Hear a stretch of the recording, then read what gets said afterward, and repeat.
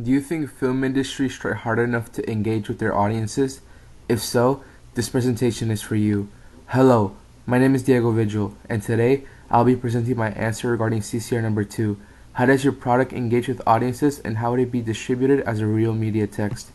Before I begin, I would like to note that I will be briefly addressing the genres of our film. Then, I will talk about our trailers and posters as well as their semiotics. To continue, I will talk about the distribution process of our film, for example, film festivals, one of the big six, and streaming. And to wrap my presentation up, I will talk about the marketing process and social media strategies. Now, I would like to talk about genres. Our film, Insane on the Snake Brain, is a drama, psychological thriller, and horror movie involving two middle-aged men, one being a healthcare agent and the other being a patient. The film revolves around a vendetta between an agent using psychological deceitfulness in order to trick the innocent patient to join healthcare, and the patient trying his best not to fall into the temptation, but unfortunately he falls and suffers a horrific death. We recognize that these genres target a specific audience. For example, it targeted a horror audience with the following trailer. I just don't think I should be paying $27,000 to be safe in case anything bad happens to me or my family.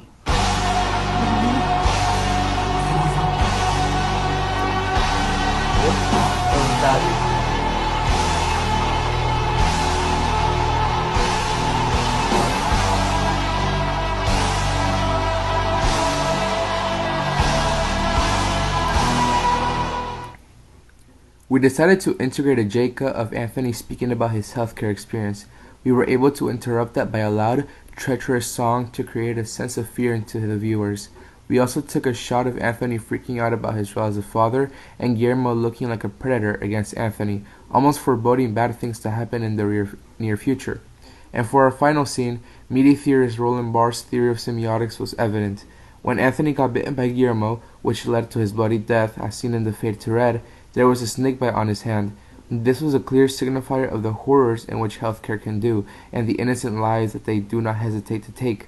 We also worked on the cuts between every shot by placing words such as "he's thirsty" and "for blood" to represent Guillermo's horrific, predator way of being. Thus, we are able to attract the horror fan base through the skills we integrated in this trailer. And in order to target the psychological thriller audience, we incorporated this trailer. So what do you say? And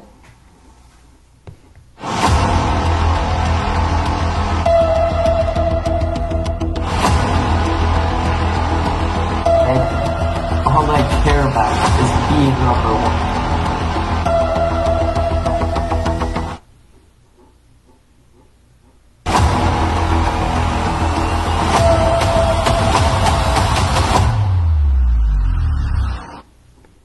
The opening sequence starts with Guillermo reaching his arm out, saying, "So, what do you say?" which gives him a sense of manipulation in regards to Anthony. The next shot focuses on the process of Anthony falling into the lies in which Guillermo is placing him in, as clearly shown by his contemplation. The following scene is about Guillermo's speech about wanting to be number one. Through this, we were able to give Guillermo a madman, a psychotic way of being, which attracts those psychological thriller lovers who enjoy the journey of a villainous psycho. The last scene focuses on the downfall of Anthony due to him falling into the lies, deceits, and manipulation tactics of the great manipulator. The theory of semiotics from Roland Barthes is evident once again, with an eerie silence so that the viewers can reflect on the psychotic event that just took place. And while we did apply many cuts between the shots, one of the most prominent examples was the "don't fall into his temptation" cut, which really shows how psychologically powerful Guillermo is, as seen by the glitches that it has, almost as if it's losing its mind just thinking of the deceits that the man can pull off.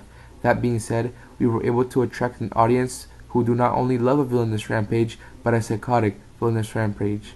Overall, both of these trailers were both aimed at a political audience in regards to healthcare. We tried to not just attract horror and psychological thriller lovers, but also a deeper, more socially involved audience who don't just watch movies for entertainment, but for a message. Now, to focus on our genre-based posters. For our first poster, we decided to target horror lovers as our main audience.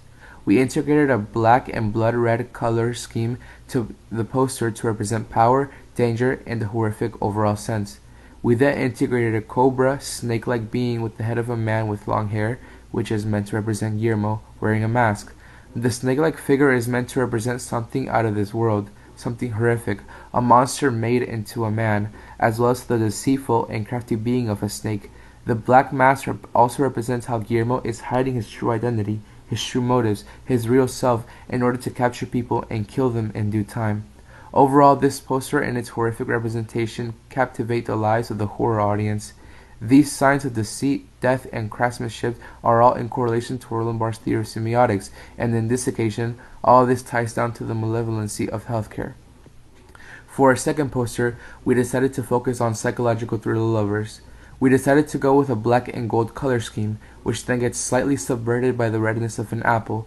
The black and gold is meant to represent the power, prestige, and luxurious control of the higher-ups, and on this occasion, this color scheme embodies the power of healthcare and how it is plagued by corruption and greed. This can also be used to represent how healthcare has a mysterious, authoritative control over the lives of many, further adding to the psychological atmosphere of the poster. Roland Barthes would make note of the red apple used to signify apprenticeship, learning, health, life, and shelter, which completely gets controlled and manipulated by a man with long hair, also known as Guillermo. The control over the apple that the man has represents the control that healthcare has on health, life, and shelter.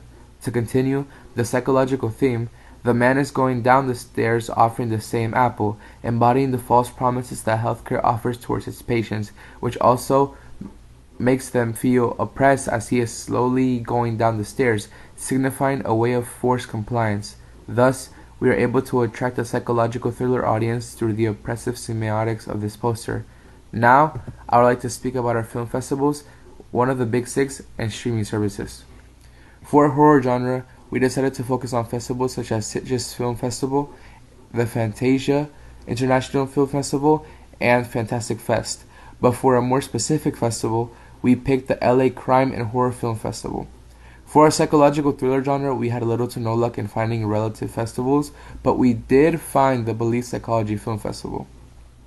In regards to the Big Six, we tried in many efforts to incorporate our film into one of them, but we found no such luck. So, with the help of a film hub and its distribution recommendations, we decided to move on to the streaming platforms such as Tubi, Peacock, and Amazon Prime Video. But if by any means none of those streaming platforms work for us, our last resort would have to be YouTube. Now, I would like to conclude by talking about our marketing strategy and social media. For our marketing strategy, we decided to incorporate merchandise such as lanyards, tumblers, hoodies, hats, and popcorn buckets. We focus on a red and black color scheme, similar to our horror poster, so it can be assumed that this merch was more sighted towards our horror audience. Marketing expert Seth Godin stated that the ultimate goal for any producer is to create a tribe, and our film was not focused on getting profits and money like the big conglomerate products are. Rather, we are trying to shoot a message at the world in regards to the issue of healthcare and unite a group of people to fight against this problem. As David Gauntlet would note, people determine their identities by the media products they consume, and if we want people to truly identify with the message of this movie, we must feed them art, not repetitive slop, cash-grabbing slop. And as for our social media page, we decided to go with the title Snakebite Productions, as it is the name of the more well-known production company in our film, which can also attract a major audience. We decided to make an account on Instagram as it is filled with a wide panorama of audiences, old and young, active and not active, and much more. Besides the fact that our main target audiences are horror and psychological thriller lovers, we do believe that we can gain a wider range of audience with the help of Instagram. Thus, through marketing and social media, we are not only not able to make a firm foundation in our target audience, but also expand our audience to a higher level of diversity. Thank you.